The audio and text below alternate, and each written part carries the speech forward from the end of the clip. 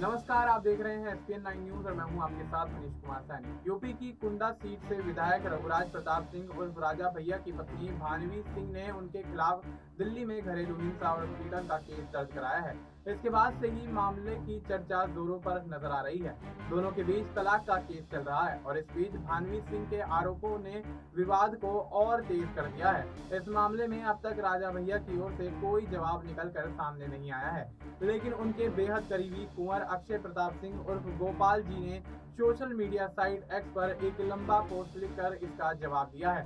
उन्होंने भानवी सिंह के आरोपों को न सिर्फ झूठा बताया बल्कि संपत्ति के लालच में माता और पिता को भी पीटने का बड़ा आरोप लगा दिया।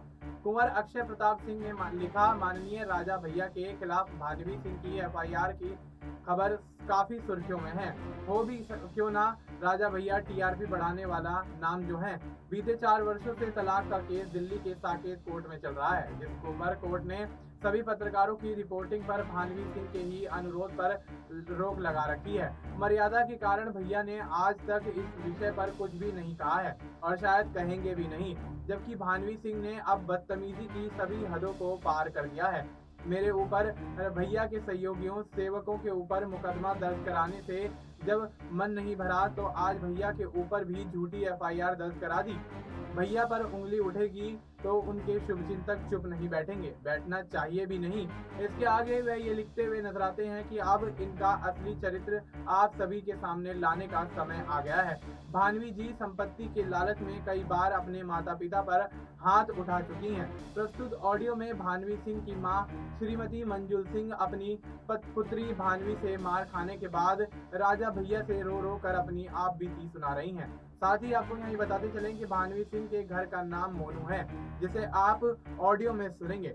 जिनको लग रहा हो कि ऑडियो फर्जी है, उनके लिए वो पत्र भी संलग्न है, जिसमें भानवी की 75 वर्षीय वृद्ध और बीमार मां ने उनके द्वारा बार बार पीटे जाने, गाली गलौज करने, धमकी देने से आतंकित होकर पुलिस आयुक्त लखनऊ से अपनी सुरक्षा की गुहार लगाई है।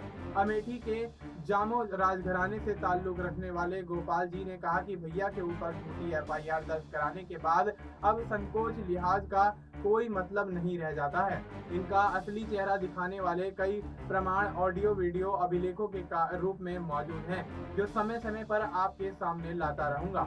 इस दौरान उन्होंने उन लोगों को भी करारा जवाब दिया जिनकी नसीहत थी कि यह विवाद यूं नहीं बढ़ना चाहिए।